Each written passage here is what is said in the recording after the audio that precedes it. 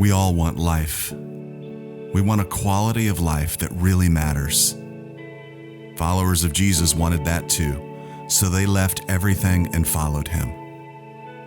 They watched him love the outcast, confront the religious elite, and proclaim the kingdom of God to anyone who would listen. And then they watched him die. But just when all hope was lost, they watched him rise again. And somewhere along the way, they discovered what they'd been searching for all along. They discovered abundant life. So what about us? We've become exhausted by temporal things that promise meaning and purpose, but in the end, deliver nothing. What we really want, what we really crave, is life. The very life that Jesus walked out of the tomb to invite us into. So on a day like today, a day when we celebrate Christ's victory over the grave, how do we discover what we've been searching for all along? May God give us eyes to see.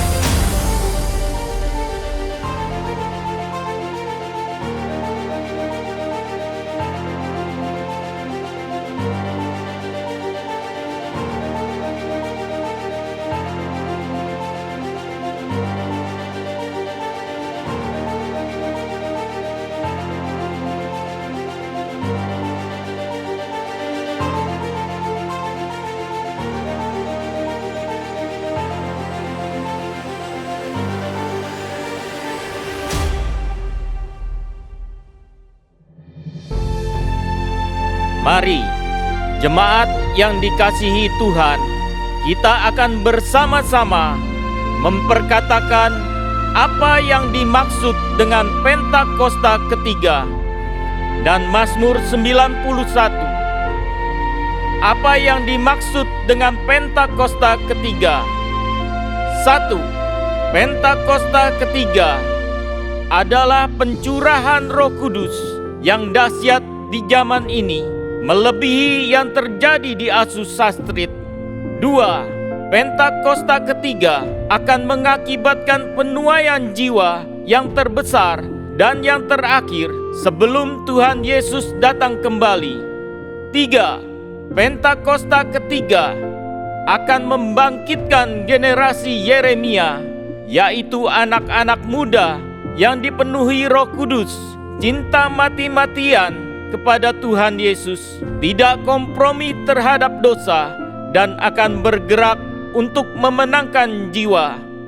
4. Pentakosta ketiga lahir di Indonesia dan bergerak ke bangsa-bangsa. Gerakan ini dari timur ke barat dan akan kembali ke Yerusalem. 5. Pentakosta ketiga akan memberikan kuasa untuk menyelesaikan amanat agung, dan setelah itu Tuhan Yesus akan datang kembali. Mari bersama kita sepakat dan percaya mendeklarasikan firman Tuhan yang tertulis dalam Mazmur 91. Dalam lindungan Allah, orang yang duduk dalam lindungan yang maha tinggi dan bermalam dalam naungan yang maha kuasa akan berkata kepada Tuhan, tempat perlindunganku dan kubu pertahananku, Allahku yang kupercayai. Sungguh, Dialah yang akan melepaskan engkau dari jerat penangkap burung, dari penyakit sampar yang busuk. Dengan kepaknya Ia akan menudungi engkau, di bawah sayapnya engkau akan berlindung. Kesetiaannya ialah perisai dan pagar tembok. Engkau tak usah takut terhadap kedahsyatan malam, terhadap panah yang terbang di waktu siang, terhadap penyakit sampar yang berjalan di dalam gelap, terhadap penyakit menular yang mengamuk di waktu petang. Walau 1.000 orang rebah di sisimu dan 10.000 di sebelah kananmu, tetapi itu tidak akan menimpamu. Engkau hanya menontonnya dengan matamu sendiri dan melihat pembalasan terhadap orang-orang fasik. Sebab Tuhan ialah tempat perlindunganmu, yang maha tinggi telah kau buat tempat perteduhanmu. Malapetaka tidak akan menimpa kamu, dan tulah tidak akan mendekat kepada kemahmu. Sebab malaikat-malaikatnya akan diperintahkannya kepadamu untuk menjaga engkau di segala jalanmu. Mereka akan menatang engkau di atas tangannya, supaya kakimu jangan terantuk kepada batu. Singa dan ular tedung akan kau langkahi. Engkau akan menginjak anak singa dan ular naga. Sungguh, hatinya melekat kepadaku, maka aku akan meluputkannya. Aku akan membentenginya, sebab ia mengenal namaku. Bila ia berseru kepadaku, aku akan menjawab. Aku akan menyertai dia dalam kesesakan. Aku akan meluputkannya dan memuliakannya. Dengan panjang umur akan kukenyangkan dia, dan akan kuperlihatkan kepadanya keselamatan daripadaku. Haleluya! Amin. Boleh tepuk tangan yang meriah untuk firman Tuhan biar terjadi dalam kehidupan kita. Haleluya, haleluya, haleluya. Shalom Bapak Saudara. Boleh sambil lempar tangan. Shalom. Bersuka cita dalam hadirat Tuhan. Amin. Pemazmur berkata seperti ini, lebih baik satu hari di pelataran Tuhan. Bapak Saudara tahu, waktu di pelataran Tuhan itu kita nggak cuman menyanyi, tapi yang pentingnya adalah Tuhannya.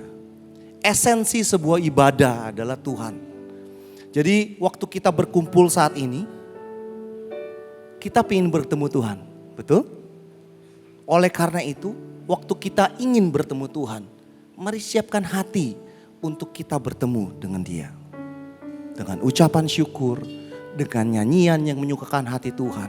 Biar ada dupa yang turun, yang naik dan menyenangkan hati Tuhan. Itu yang penting. Oleh karena itu, siapkan saat ini yang penting. Fokus sama Tuhan. Dia segala-galanya. Mari sama-sama kita berdoa. Persiapkan hati kita. Fokus, tenang di dalam hadirat Tuhan. Terima kasih untuk hari ini kami bisa ada di tempat ini.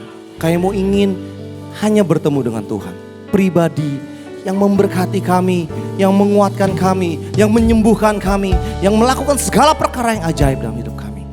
Kami menyerahkan sepenuhnya ke dalam tangan Tuhan. Terima kasih ya Bapa. Dalam nama Tuhan Yesus. Amin. Mari kita menyanyi untuk Tuhan. Tuhan tak pernah janji langit selalu biru, tetapi Dia berjanji selalu menyertai. Tuhan tak pernah janji jalan selalu rata, tetapi Dia berjanji berikan kekuatan. Jangan pernah menyerah, jangan berputus asa. Mujizat Tuhan ada saat hati menyembah. Jangan pernah menyerah, jangan berputus asa. Mujizat Tuhan ada bagi yang setia dan percaya.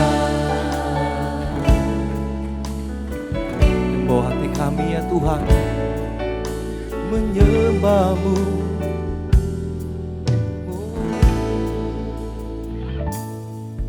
Tuhan tak pernah janji langit selalu biru, tetapi Dia berjanji selalu menyertai. Tuhan tak pernah janji jalan selalu rata, tetapi Dia berjanji berikan kekuatan.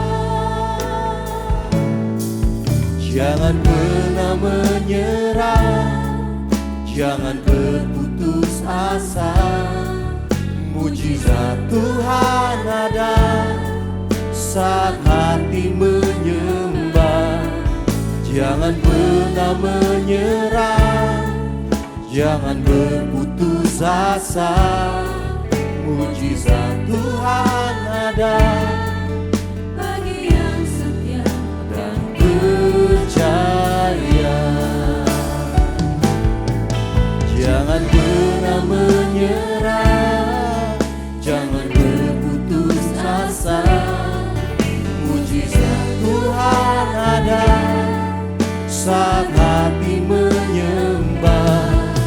Jangan pernah menyerah, jangan berputus asa. Mujizat Tuhan ada bagi yang setia dan percaya. Mari katakan, jangan pernah menyerah, jangan berputus asa.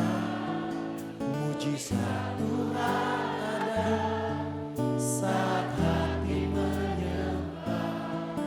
Jangan pernah menyerah, jangan berputus asa. Mujizat Tuhan ada bagi yang setia dan percaya. Dengan iman, jangan pernah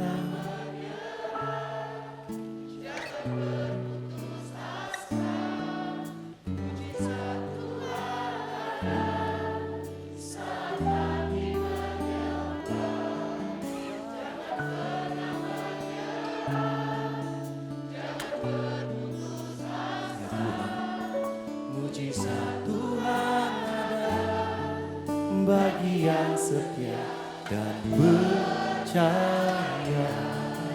Sebab mujizat Tuhan, mujizat Tuhan ada bagi yang setia dan percaya. Sebab mujizat Tuhan ada, mujizat Tuhan ada bagi yang setia dan percaya.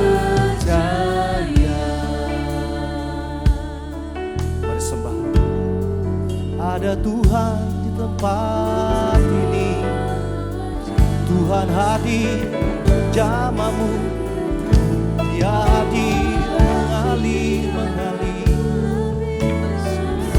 Rindukan hadiratnya, rindukan pribadinya. Hanya Yesus yang sanggup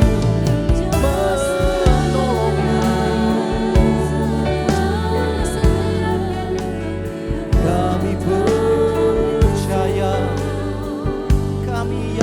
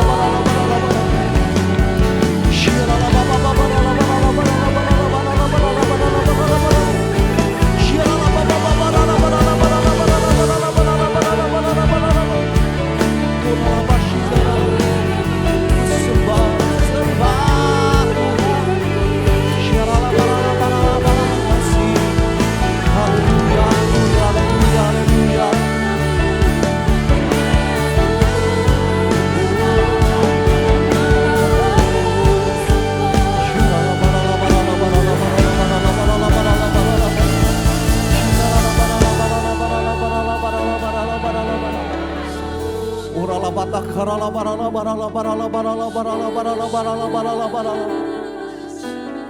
Shindarala barala barala barala barala barala barala barala barala.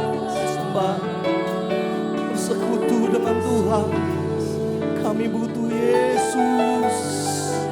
Shirala barala barala barala barala barala barala barala barala barala barala barala barala barala barala. Yarala barala barala barala barala barala barala barala barala barala barala barala barala barala barala. Yesus, Yesus, Yesus. Bersamamu Bapa, ku lewati perkenananmu ya. Teguhkan hatiku, Engkau yang bertindak, memberi pertolongan, anugerah-Mu besar melimpah bagiku. Bersamamu, bersamamu, bersamamu Tuhan, ku lewati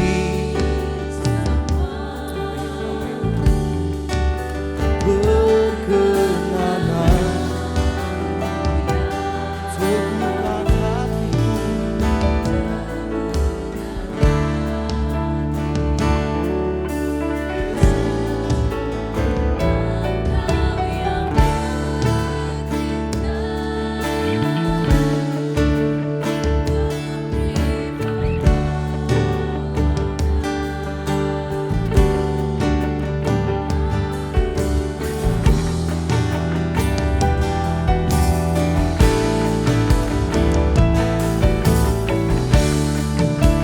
Hanya bersamamu,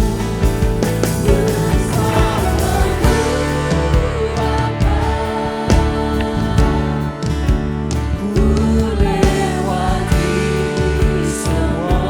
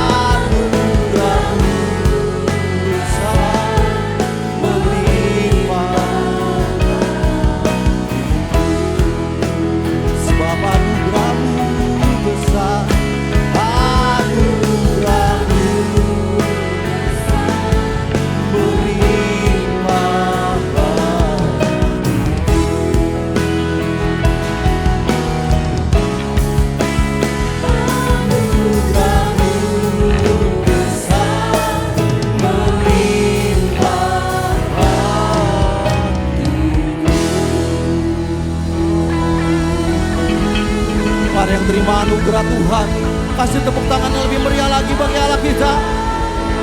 Sebab hanya bersamamu kami cakap dan dapat melakukan segala sesuatu hanya bersama dengan Yesus Kristus Tuhan.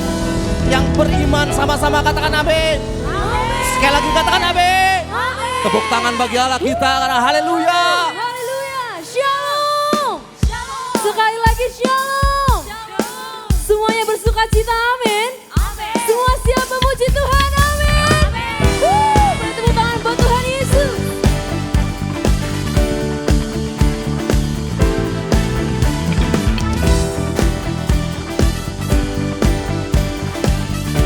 Mari kita sama-sama angkat pujian ini. Nyatakan firman-Mu. Firman-Mu, kebenaran-Mu, itulah kekuatanku. Iman dan keadilan menjadi perlindunganku. Ku tahu lawanku tak berkuasa atasku.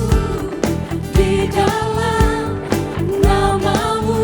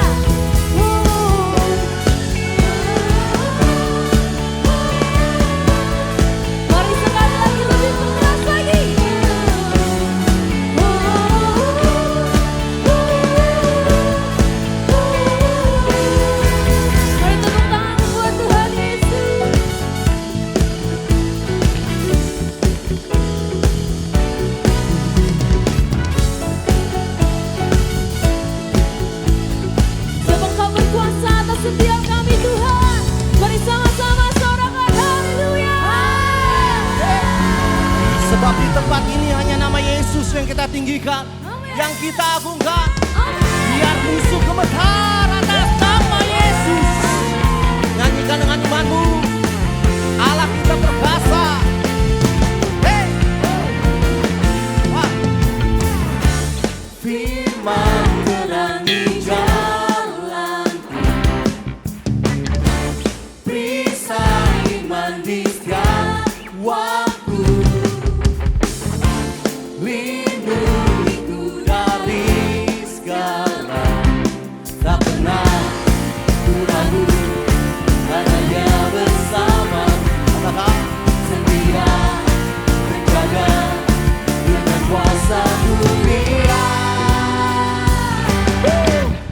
Hanya di dalam namanya Yesus, Dia sumber pengharapan di sepanjang hidupku.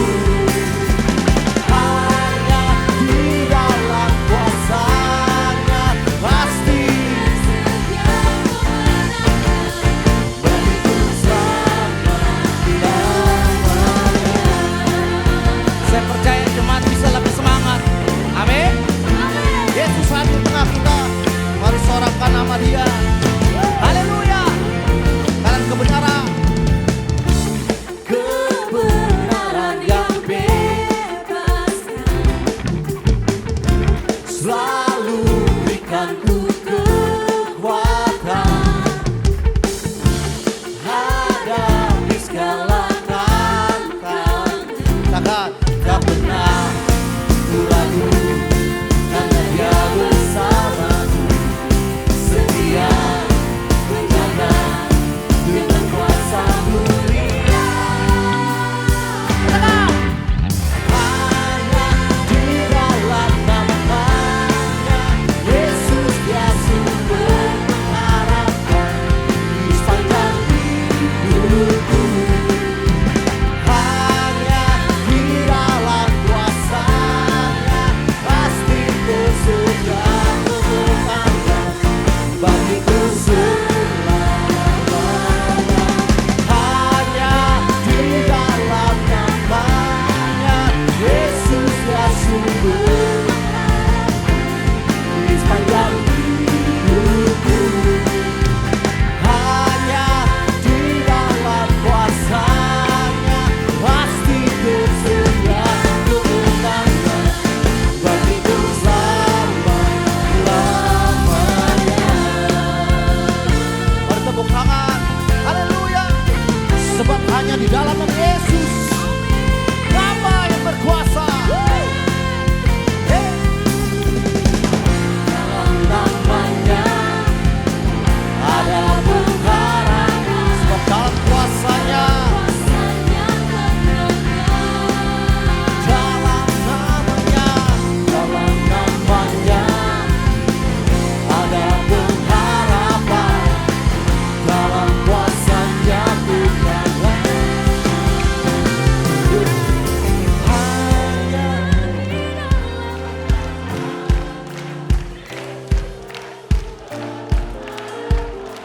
di sepanjang hidupku,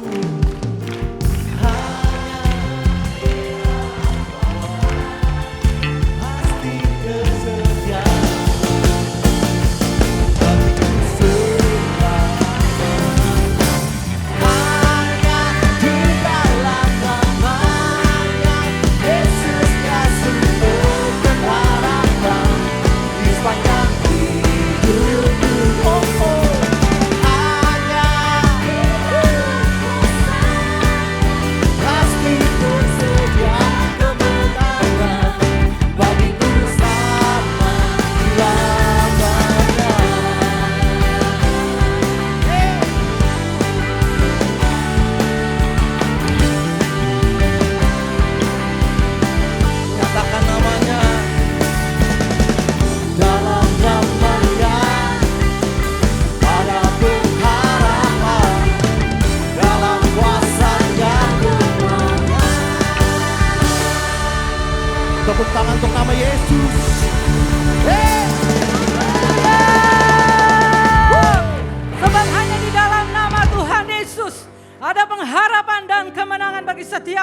kami dan bangsa kami Indonesia.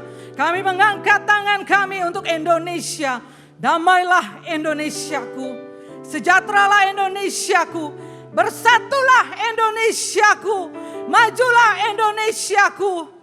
Biarlah ya Bapa, masuk tahun 2023, tahun politik, kami terus mengangkat tangan kami. Kami mematahkan setiap siasat jahat atas bangsa ini Tuhan. Atas setiap persepakatan-sepakatan yang jahat Tuhan untuk meruntuhkan bangsa ini. Kami mematahkan kuasa di dalam nama Tuhan Yesus Kristus. Kami terus berdoa terpilihnya seorang pemimpin yang takut akan Tuhan. Yang nasionalis toleran untuk memimpin bangsa ini pada Pilpres tahun 2024. Tuhan kami berdoa di era Pentakosta yang ketiga ini. Pencurahan Roh Kudus yang dahsyat dan besar-besaran sedang tercurah. Biarlah ya Bapa setiap lutut bertelut. Lidah mengaku hanya Engkau satu-satunya Tuhan Yesus. Kami terus berdoa Tuhan. Indonesia menang atas setiap krisis ekonomi. Krisis energi, krisis pangan. Bencana-bencana alam dahsyat. Biarlah ya Bapa Indonesia terus menang. Bangkit, pulih Tuhan. Kami terus berdoa Tuhan untuk pemimpin kami, bangsa kami, Presiden Joko Widodo dan wakilnya Pak Maruf Amin. Kiranya Engkau memberikan tuntunan Tuhan di dalam mengambil setiap keputusan-keputusan penting untuk negara ini Tuhan. Kami berdoa Tuhan untuk gembala sidang kekasih kami Pak Niko, penggembalaannya. Hamba-Mu terus dipakai sebagai pembawa api Pentakosta ketiga dari bangsa ini sampai kepada bangsa-bangsa.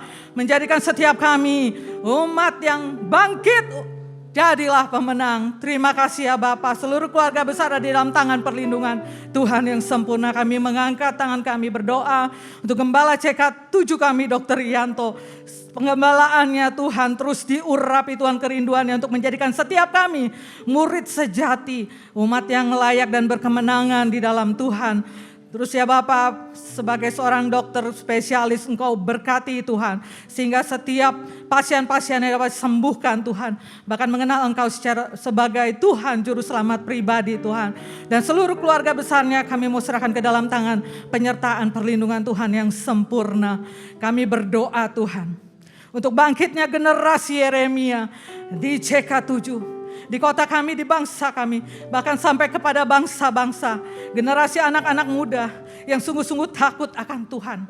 Tuhan menolak dosa dan kenikmatan-kenikmatan yang ditawarkan dunia.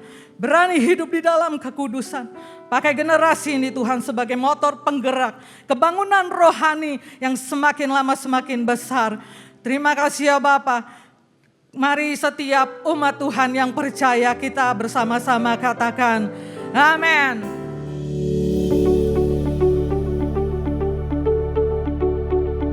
Shalom. Gembala dan seluruh pengerja CK7 serta jemaat Tuhan mengucapkan terima kasih kepada Pendeta Dr. Ruben Ade Abraham yang telah memberkati kita semua melalui penyampaian pesan firman Tuhan pada hari ini. Tuhan Yesus memberkati Bapa dan keluarga berlimpah-limpah. Amin. Berikut kami sampaikan beberapa pengumuman. Ibadah Minggu via live streaming hari Minggu tanggal 30 April 2023 pukul 7, 9, 11.30, 14, dan 16.30 waktu Indonesia Barat akan dilayani oleh Pendeta Leonardo Syamsyuri MBA MTH.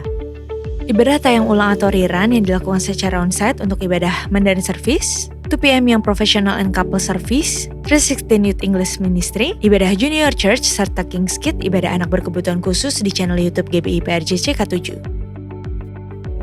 Untuk persembahan umum, kolekte, perpuluhan jemaat, ucapan syukur, dan lain-lain dapat dilakukan melalui e-banking, mobile banking, ATM maupun online di website ke rekening persembahan CK7, BCA Cabang Tamrin dengan nomor akun 206-333-8222 atas nama GBI PRJ.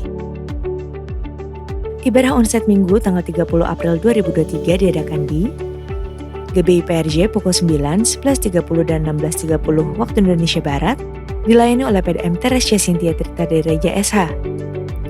GBI Interkon pukul 9 dan 11 waktu Indonesia Barat, dilayani oleh PDM Willy Santoso BSC.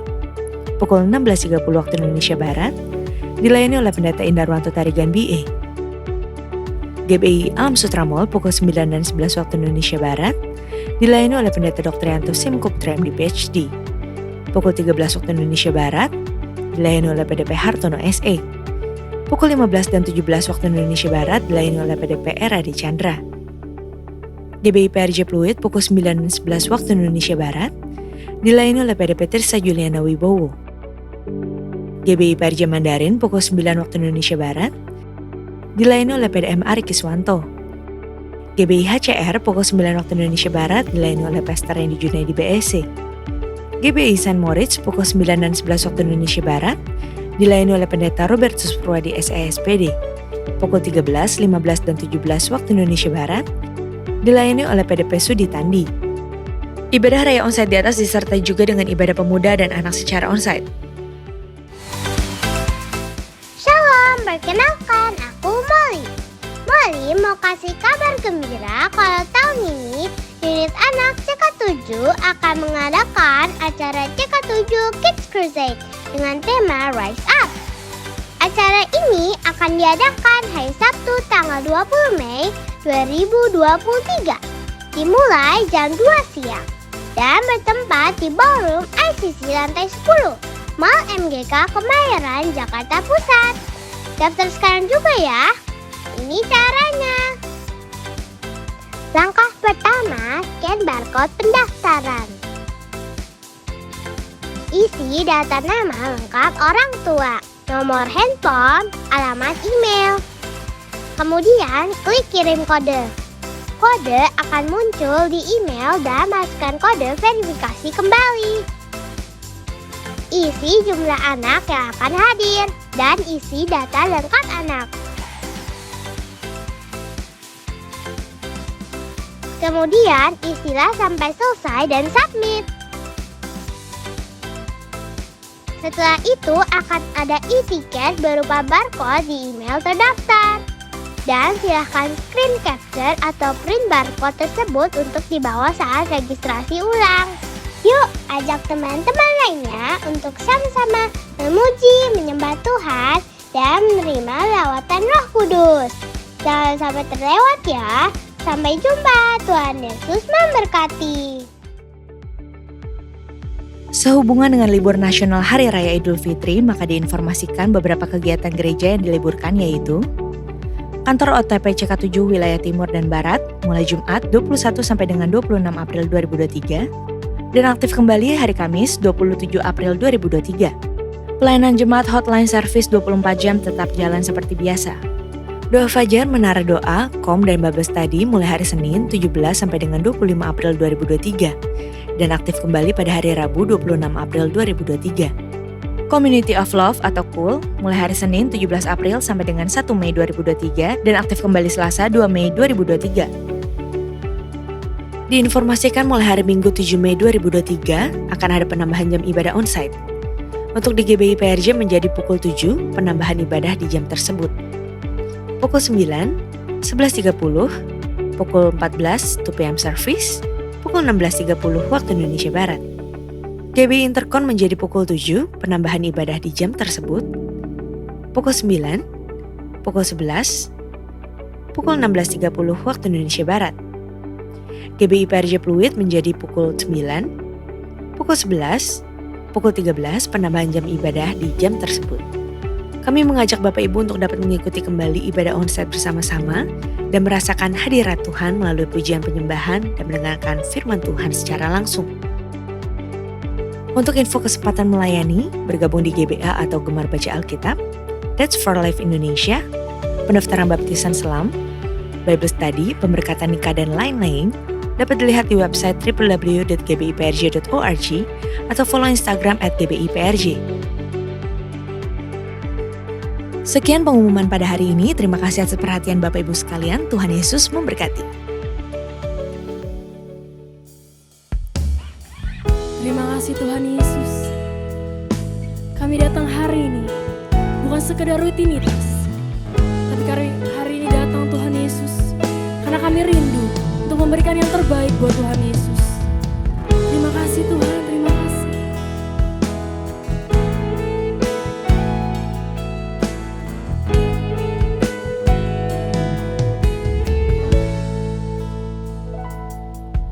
Ku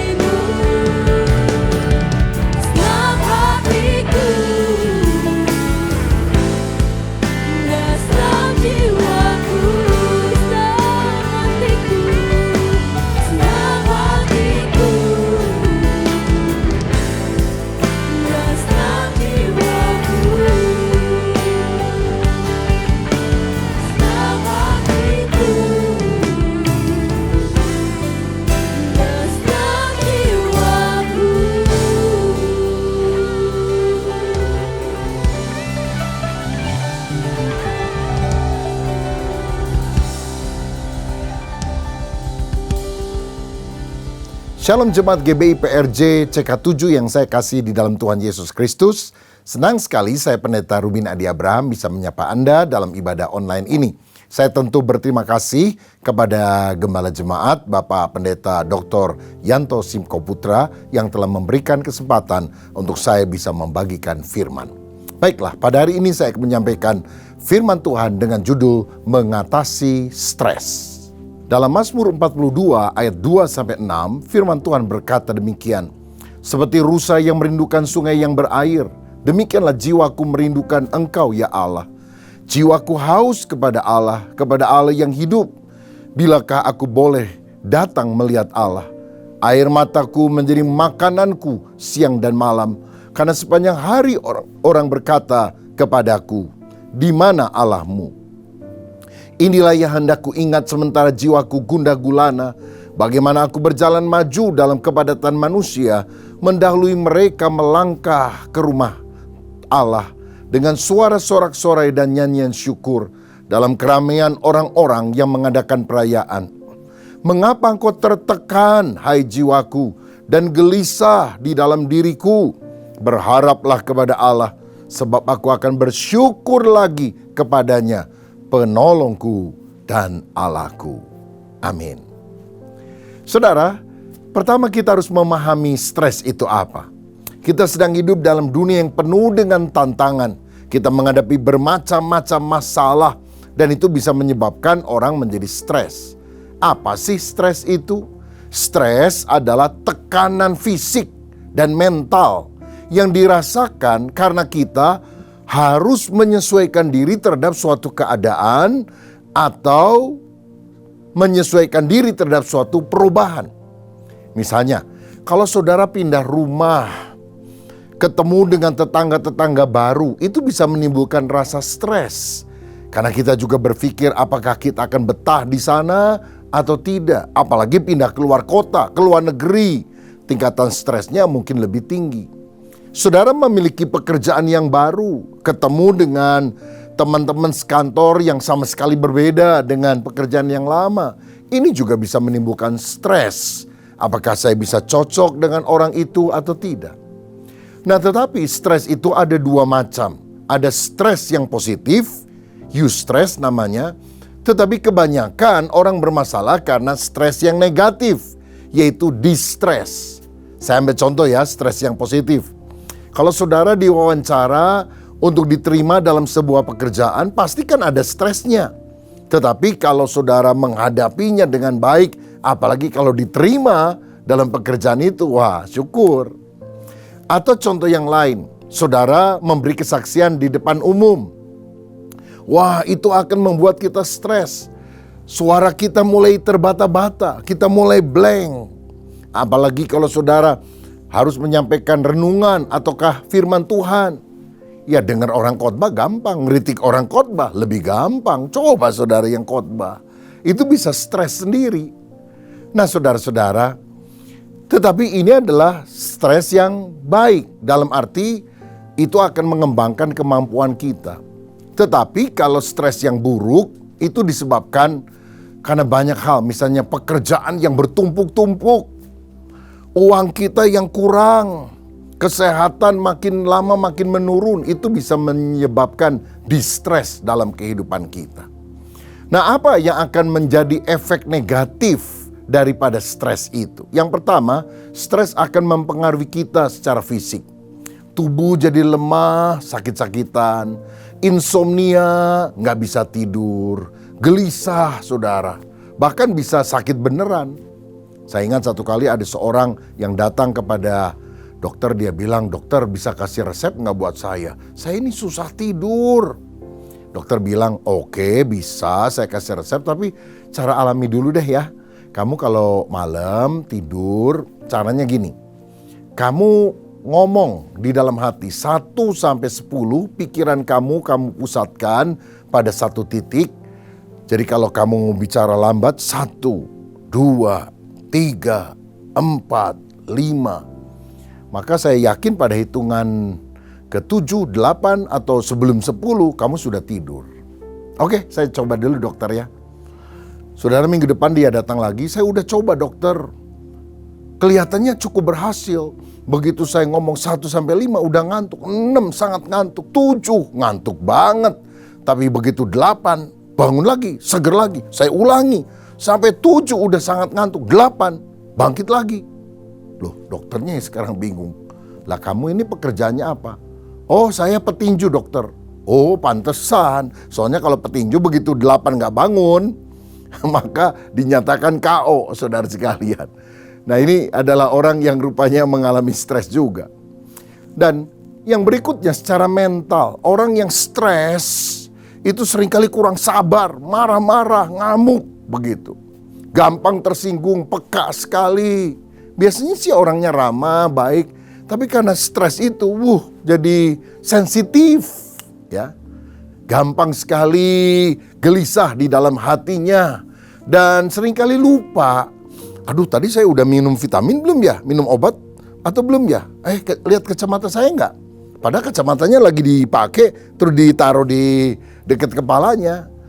Sampai ada orang bilang, sudah makan belum ya saya ini? Rasanya belum makan. Istrinya mengingat, tadi kan baru makan, baru diberesin. Karena stres, saudara.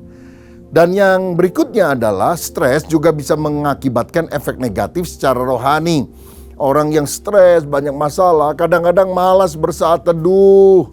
Oh, doa, baca firman, tidak menarik lagi. Kadang-kadang maunya tidur, malas kerja, malas ibadah, malas melayani. Rasanya sudah tidak ada gairah, tidak lagi on fire, berkobar-kobar. Karena tekanan demi tekanan yang sering kali datang dalam kehidupan. Dan saya tidak tahu kondisi saudara seperti apa. Apakah saudara merasa ciri-ciri itu ada dalam hidupmu? Kita akan lihat sekarang penyebab stres. Apa sih yang bikin orang termasuk saudara bisa stres? Pertama, stres bisa terjadi karena adanya masalah dengan Tuhan. Kalau relasi kita dengan Tuhan tidak baik, kita tertekan. Daud pernah berkata ketika dia berdosa, berzina dengan istri Uria, lalu dia tutupi semuanya dengan siasatnya. Dia bilang, selama aku berdiam diri, aku tertekan, tulang-tulangku terasa kering. Tapi kemudian dia bilang, dosaku ku beritahukan kepadamu, dan engkau mengampuni aku. Berbahagialah orang yang pelanggarannya ditutup oleh Tuhan. Saudara, ketika pengampunan itu datang, lega. Tapi sebelumnya kegelisahan ada dalam kehidupan. Saudara, kalau relasi kita dengan Tuhan itu tidak baik, kita gampang stres. Walaupun mungkin orang kaya, terkenal, ternama. Tapi kalau nggak ada hubungan dengan Tuhan, kosong batinnya. Saudara lihat, banyak artis Korea Selatan masih muda-muda, umur 20-an, 30-an lah. Cantik, tampan, kaya. Followernya di Instagram, di Facebook, atau di sosial media yang lain sangat banyak. Tapi mati bunuh diri karena apa? Kehampaan di dalam dirinya. Saya ingat sekian abad yang lampau ada seorang pemimpin Yunani yang terkenal, Alexander the Great. Pada usia 33 tahun dia menaklukkan seluruh daratan Eropa dan tidak ada orang berani melawan dia. Tapi dia sakit, kemudian menjelang ajal dia berkata kepada orang yang menjaga dia, kalau aku mati, biar kau lubangi peti matiku, julurkan tanganku keluar dan tulis di batu nisanku. Aku lahir dengan tangan yang kosong dan aku pulang dengan tangan yang kosong. Kenapa begitu?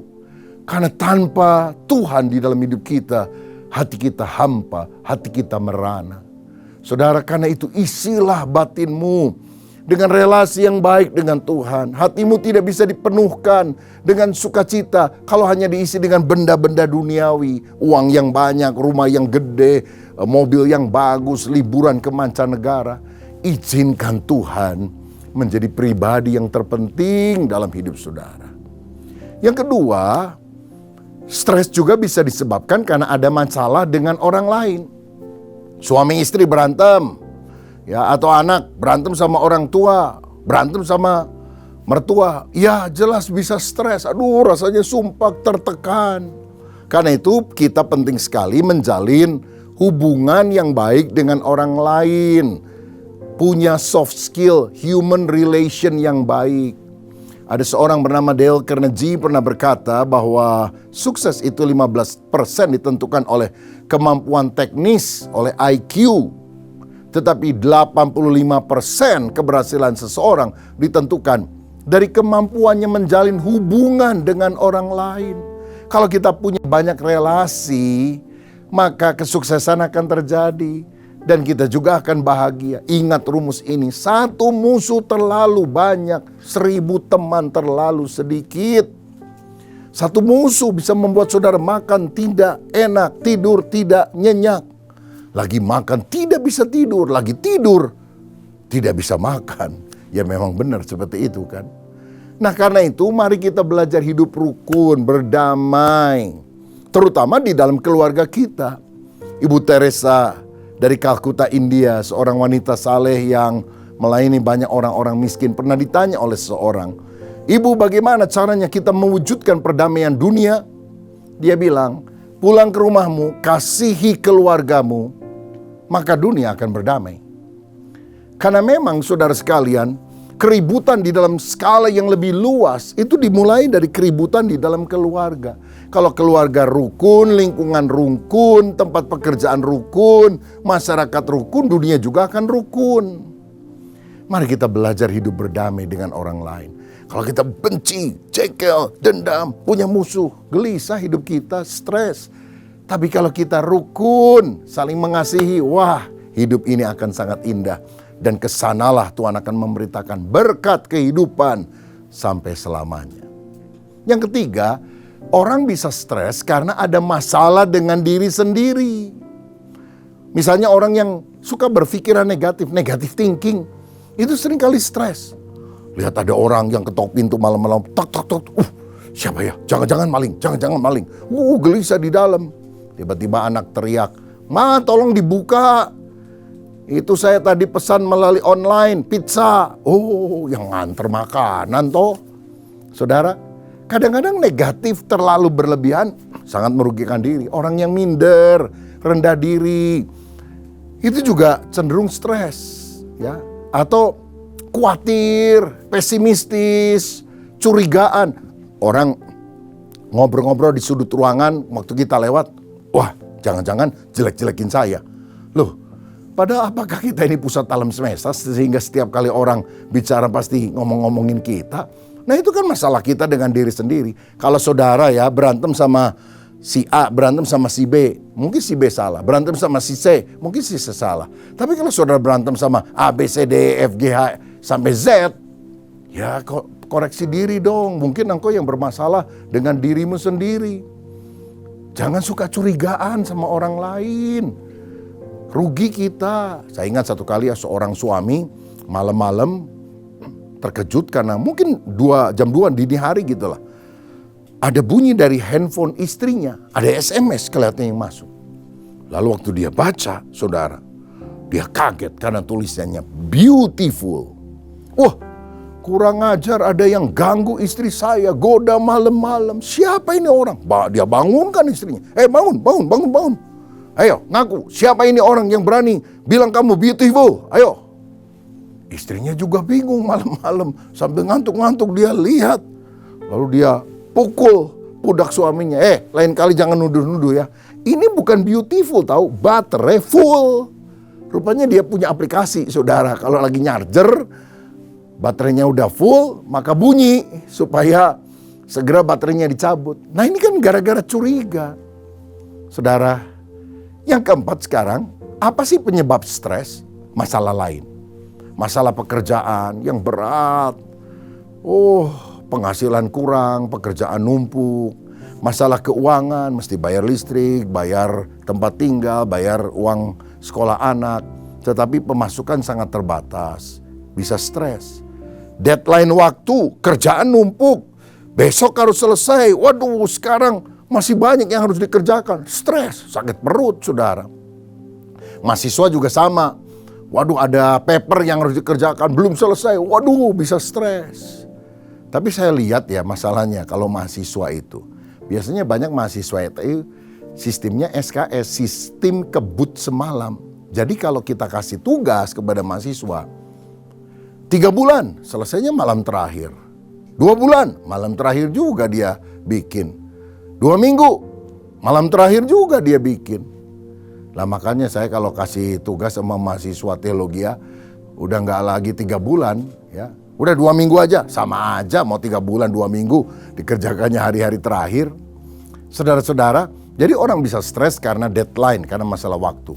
Juga karena masalah lingkungan. Ya di tetangga kita ada anjingnya, herder 4. Menggonggong aja pagi, siang, sore, malam. Kadang-kadang kesel juga ini. Saudara-saudara, jadi stres bisa disebabkan karena banyak hal. Nah, ada orang namanya Holmes dan Rehi membuat skala stres yang saya pikir perlu juga diperhatikan. Dari penelitiannya, dia kasih angka. Kematian suami atau istri itu angkanya 100 untuk tingkat stresnya. Perceraian, angka stresnya 73. Kematian keluarga dekat, misalnya orang tua, adik atau kakak, itu 63. Sakit, 53. Menikah, itu 50. Berhenti bekerja, 40. Liburan, 41. Hamil, 40. Hutang, 30. Dan seterusnya. Jadi gini, seandainya saudara tahu angka-angka ini, orang yang nilainya 300 itu bisa mengalami goncangan kejiwaan. Jadi kalau misalnya ya, saudara pindah kerja, sebaiknya jangan berbarengan dengan pindah rumah. Sebab kalau misalnya ada kematian keluarga dekat, saudara punya utang lagi, waduh itu angka stresnya jadi nambah-nambah saudara. Ayo coba atur irama kehidupan dengan lebih baik. Nah sekarang kita akan lihat bagaimana caranya kita bisa mengatasi stres. Pemazmur tadi berkata, air mataku menjadi makananku siang dan malam. Sebab orang bertanya, di mana Allahmu? Mana katanya ada Tuhan? Kok kamu punya masalah gak ditolong?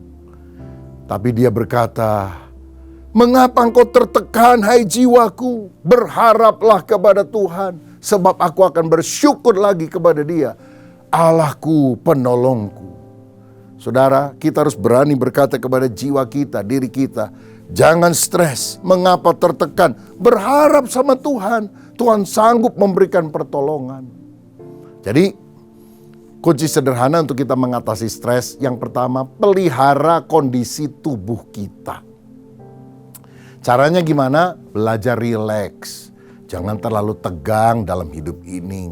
Semuanya itu diatur sama Tuhan, saudara. Ya, dengarkan musik-musik yang lembut. Mandi, air dingin atau air hangat, terserah saudara. Lalu istirahat, tidur, atau ambil waktu untuk bepergian ke tempat yang banyak pemandangan hijau-hijau. Orang sekarang bilang healing gitu ya. Markus 6 ayat 31 dan 32. Dikatakan begini tentang Yesus. Lalu Yesus berkata kepada mereka, marilah ke tempat yang sunyi supaya kita sendirian dan beristirahatlah seketika. Sebab memang begitu banyaknya orang yang datang dan yang pergi, sehingga makan pun mereka tidak sempat. Maka berangkatlah mereka untuk mengasihkan diri dengan perahu ke tempat yang sunyi. Yesus saja membutuhkan istirahat. Masa saudara nggak istirahat? Mesin aja mesti ada istirahatnya, kalau nggak jebol. Masa saudara tidak beristirahat? Allah menciptakan dunia dalam 6 hari, pada hari ke-7 dia beristirahat. Bukan karena capek saudara, tetapi dia beristirahat untuk menguduskannya, menikmati seluruh ciptaannya itu. Sehingga kita juga harus belajar memiliki waktu yang rileks dalam kehidupan, sehingga tubuh kita menjadi sehat. Saudara tahu, busur dan anak panah, kalau mau direntangkan dengan bagus untuk menembak sesuatu, kalau nggak dipakai harus dikendorkan. Kalau terus direntangkan, justru nggak akan efektif. Mundur 2 langkah untuk maju 5 langkah. Nah, kita perlu retreat pribadi ya, perlu perenungan yang mendalam dalam kehidupan kita. Misalnya saudara bisa pergi ke satu tempat, hari itu tidak diganggu, ke tempat yang sunyi, lalu saudara mulai merenungkan visi hidup, kesalahan-kesalahan yang kita lakukan, bagaimana meningkatkan relasi dengan keluarga, apa target-target yang akan kita capai dalam kehidupan. Kalau nggak bisa pergi keluar rumah keluar kota, ongkosnya banyak, di rumah aja. Saudara bisa ngomong sama keluarga, hari ini ya, siang sampai sore tolong jangan ganggu papa atau mama, mau retreat pribadi di kamar ya, supaya papa bisa merenungkan hal-hal yang lebih mendalam. Sehingga anak-anak juga tidak mengganggu. Saya biasanya mulai memikirkan banyak hal dalam perjalanan panjang. Misalnya saya diundang pelayanan ke Amerika Serikat, itu kan bisa 20 jam, kadang-kadang lebih saudara di pesawat. Nah, saya mulai menulis, saya mulai memikirkan hal-hal yang penting untuk pengembangan pelayanan, untuk diri saya, untuk keluarga. Hal-hal yang penting supaya hidup kita jangan hanya sibuk, tapi ada kedalaman relasi hubungan antara kita dan sesama. Ya, kalau saya di pesawat, saya nggak terlalu suka nonton. Jadi kalau nyalain film apa, malah itu TV-nya yang nonton saya karena saya ketiduran, saudara. Tapi saya gunakan untuk mulai merenungkan banyak hal. Ada yang lain yang bilang, oh kalau saya tiap pagi itu mesti jalan. Sambil jalan, saya mulai memikirkan banyak hal yang penting di dalam kehidupan ini. Strategi, rencana. Kadang saya berhenti sebentar, ambil handphone lalu mulai catat dalam catatan digital gitu. Oh, itu waktu yang menyegarkan, bukan hanya sehat secara fisik, tetapi juga punya ide-ide yang bagus. Yang penting saudara perlu me time, waktu untuk sendirian. Ya, bukan kesepian, saudara, sendirian untuk kita memikirkan sesuatu yang lebih dalam. Nah, untuk menjaga kesehatan juga kita tentu perlu olahraga yang cukup, makan makanan yang teratur, istirahat, tidur yang cukup, supaya kita tidak gampang stres dalam hidup. Yang kedua, bagaimana supaya kita bisa mengatasi stres? Miliki sikap mental positif. Apa itu? Buang pikiran yang negatif, buang sikap yang negatif, iri, dendam, mudah marah, kepahitan, curiga. Pokoknya emosi negatif buang, saudara sekalian. Ya, jadi lebih baik kan kita jadi orang yang emosinya itu positif, mengasihi, mencintai, memberkati. Kita juga harus jadi orang yang proaktif, bukan reaktif. Ada masalah, waduh bingung gimana mengatasinya. Lebih baik kita mengantisipasi. Lebih baik kita memikirkan lebih dahulu sebelum masalah muncul. Dan terutama miliki pikiran yang alkitabiah. Salah satu ayat favorit kesukaan saya adalah Roma 8 ayat 28 yang berkata, kita tahu sekarang bahwa Allah turut bekerja dalam segala sesuatu untuk mendatangkan kebaikan bagi setiap orang yang mengasihi Dia, yaitu bagi setiap orang yang terpanggil sesuai dengan rencana Allah. Allah bekerja untuk mendatangkan kebaikan. Kebaikan yang dimaksud terutama adalah menurut ayat 29, supaya karakter kita makin mirip seperti Tuhan Yesus Kristus. Jadi gini, saudara bilang, istri saya cerewet banget sih, kenapa sih? Tunggu dulu, Dia Allah Tuhan untuk mengasah hidup saudara. Supaya saudara lebih sabar, lebih murah hati, lebih mengerti orang, gak egois bagi diri kita sendiri. Itu kan pola pikir yang alkitabiah. Saya ingat satu kali ada tanah di belakang gereja yang nempel gitu, yang mau dijual. Wah, saya udah siap mau beli. Ternyata dijual sama orang lain, padahal udah hampir deal, saudara. Aduh, nyesel. Padahal harganya juga gak terlalu jauh. Dan sudah dijanjikan, oke ya, nanti saya akan segera kasih kabar. Waduh, saudara. Saya agak jengkel juga, istri saya bilang, sudahlah kalau bukan miliknya, ya udah mungkin milik orang lain. Saya bilang, iya saya juga tahu, tapi kesel juga ini. Bulan depannya ada orang yang jual di samping depan gereja, nempel saudara. Yang akhirnya kami beli yang itu. Jadi Tuhan batalkan yang belakang, karena uangnya itu akan dialokasikan untuk yang depan. Lah, kita kan nggak tahu, Tuhan itu lebih tahu, miliki pikiran yang alkitabiah. Allah turut bekerja di dalam segala perkara untuk mendatangkan kebaikan bagi setiap orang yang mengasihi Dia. Kalau saudara misalnya anak muda diputusin, pegatin ya hubungan relasi kita sama pacar kita. Jangan mau bunuh diri, waduh rasanya hidup sudah gak ada artinya lagi. Tuhan begitu mencintai saudara sehingga Dia izinkan kegagalan itu terjadi karena Tuhan beberapa tahun yang akan datang akan mempersiapkan seorang jodoh yang jauh lebih baik, lebih tepat untuk saudara. Gak apa-apa saudara nangis sekarang daripada udah kawin nangis.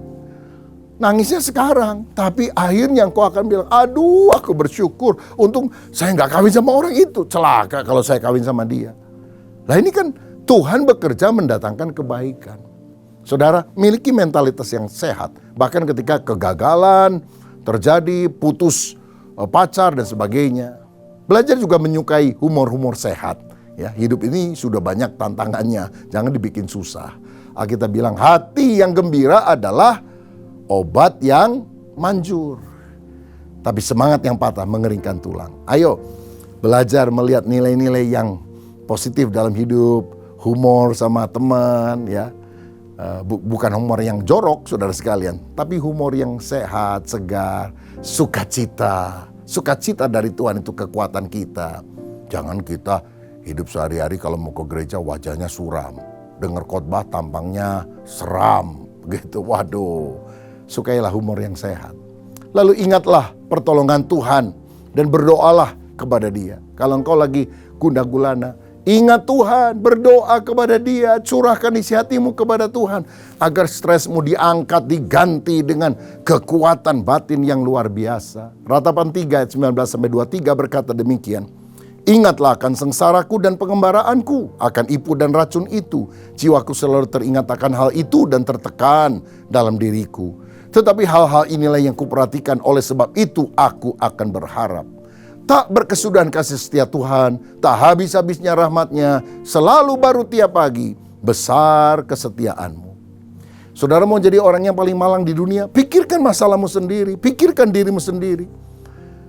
Ketika engkau memikirkan masalahmu, seperti Yeremia, dia bilang, aku tertekan, aku bagikan orang yang minum racun maut yang mematikan. Tetapi, berarti kebalikannya, ini yang ku lakukan, maka pengharapanku muncul. Kenapa dari stres tertekan karena ingat masalahnya, sekarang bisa berpengharapan? Karena dia lihat tak berkesudahan kasih setia Tuhan, tak habis-habisnya rahmat-Nya, selalu baru setiap pagi. Apapun tantanganmu, tidurlah dengan rileks malam. Udah serahin sama Tuhan.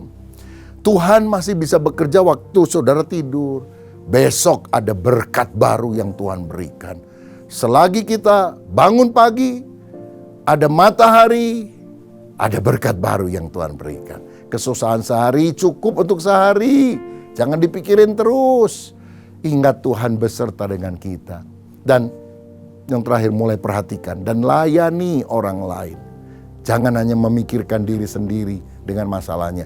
Sebab kalau kita melihat dan memikirkan masalah orang lain, kita baru sadar, aduh, orang lain ternyata masalahnya lebih besar daripada saya. Seperti ada ungkapan berkata, saya menangis karena saya tidak punya sepatu. Sampai saya keluar ke jalan. Dan saya masih bisa melihat ada orang yang tetap tertawa, tersenyum, walaupun dia sudah tidak punya kaki. Masalah orang lain kadang-kadang lebih berat, tapi dia bisa mengatasinya. Masa saudara stres terus? Saya ingat sekian tahun yang lalu ada seorang rekan pelayan Tuhan di gereja datang ke rumah, dia bilang, aduh saya banyak masalah, saya mau cuti ini dari pelayanan, mundur dulu dah dari pelayanan. Saya bilang, tunggu dulu, saya ini udah janji mau doain orang sakit.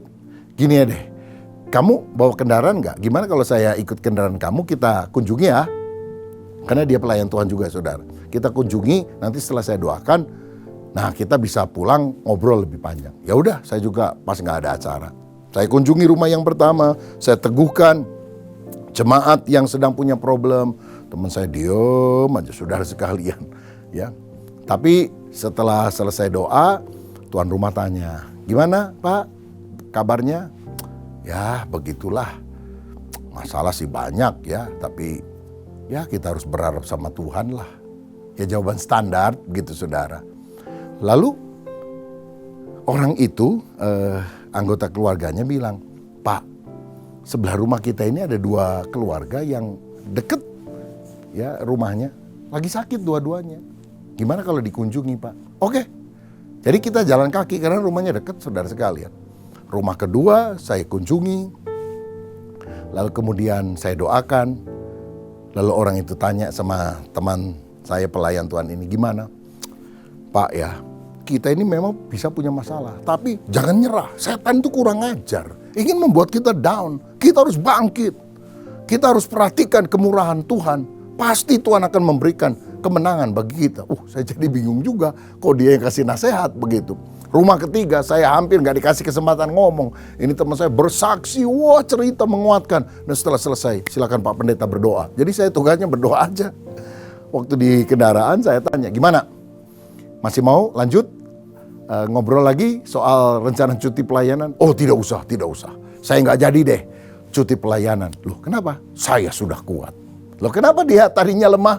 Mikirin diri sendiri, masalahnya sendiri. Kenapa sekarang dia kuat?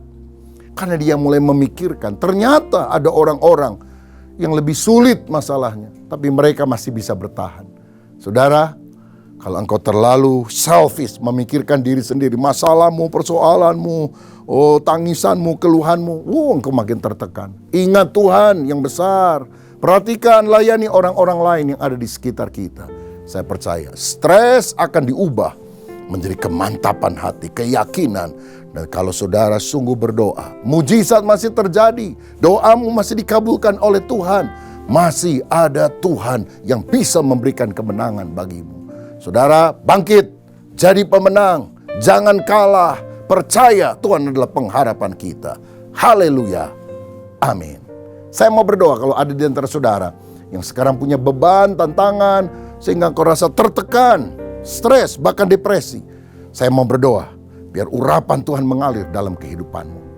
Pegang dada saudara dan berkata, Tuhan kuatkan saya. Hamba berdoa ya Bapa untuk anak-anakmu dimanapun kami berada yang sedang mengalami tekanan karena masalah pekerjaan, masalah keluarga, masalah sakit penyakit, masalah relasi yang tidak baik dengan Tuhan.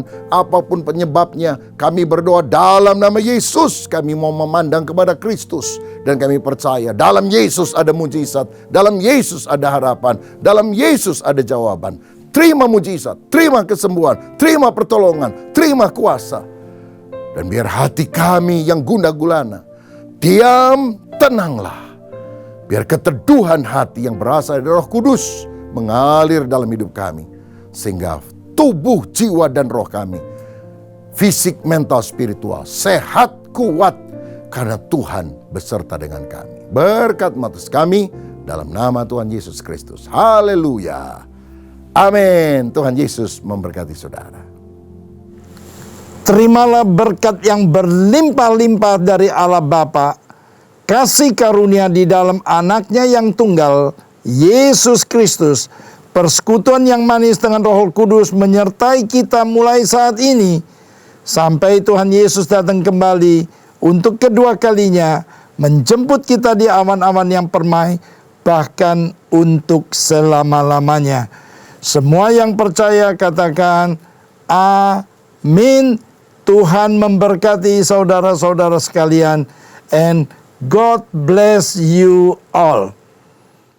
Shalom saudara, banyak orang ingin memiliki kekayaan berlimpah. Namun pertanyaannya, setelah mendapatkan kekayaan, bagaimana menggunakan kekayaan tersebut? Nah, dalam VOP kali ini, kita akan membahas tentang penyalahgunaan kekayaan. Mungkin kita pernah mendengar pertanyaan ini, salah atau dosa nggak sih mengumpulkan uang ataupun harta lalu menjadi kaya? Pertanyaan ini seringkali muncul dalam benak kita sebagai orang percaya karena kita merasa uang dan harta kekayaan erat kaitannya dengan kehidupan dunia dan bukan bagian dari kehidupan saleh orang Kristen. Tentu saja, pemikiran ini tidak benar sepenuhnya karena Tuhan juga ingin agar setiap anaknya menikmati kehidupan yang baik, layak, dan diberkati selama di dunia ini. Namun, Dia ingin agar hati kita tidak melekat pada kekayaan itu, dan kita memperoleh serta mempergunakan kekayaan tersebut dengan cara yang benar. Sebagai contoh, setelah kita mendapatkan uang, maka uang tersebut dapat digunakan sebagai alat transaksi untuk memenuhi kebutuhan hidup kita sehari-hari, seperti makan, tempat tinggal, transportasi, dan juga membiayai uang sekolah atau kuliah. Bahkan kita juga bisa memakai uang dan harta kekayaan kita untuk menolong orang lain yang membutuhkan tentunya dan memuliakan Tuhan. Di mana hari-hari ini pun kita diingatkan untuk memberi dalam kemurahan. Oleh karena itu, mengumpulkan harta tidaklah salah dan bukanlah dosa, selama hati kita tidak melekat pada kekayaan itu.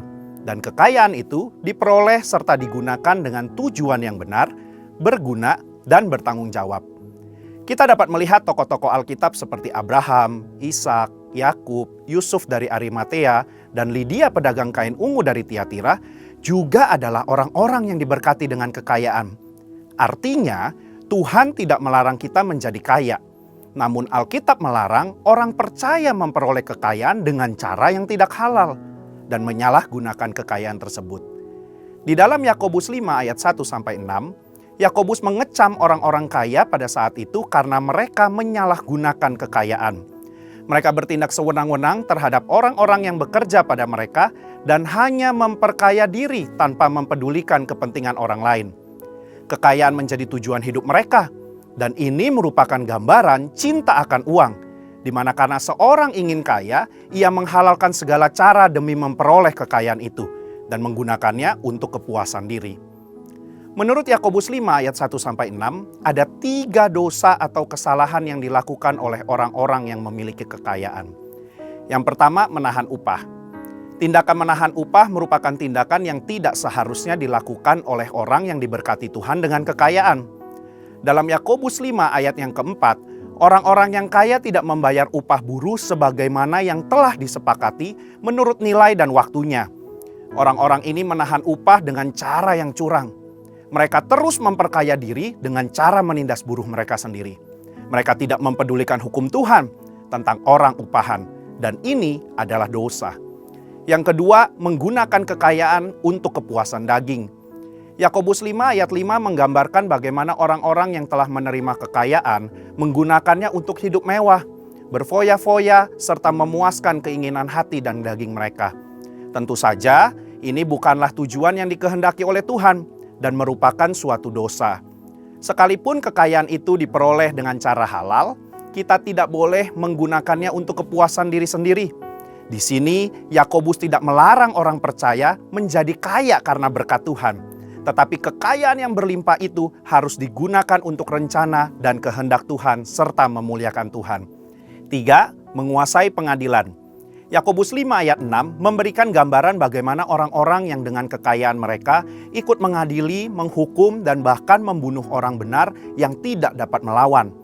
Pengadilan pada masa Yakobus dikuasai oleh orang-orang yang dengan kekayaannya menyuap para hakim dalam memberi putusan.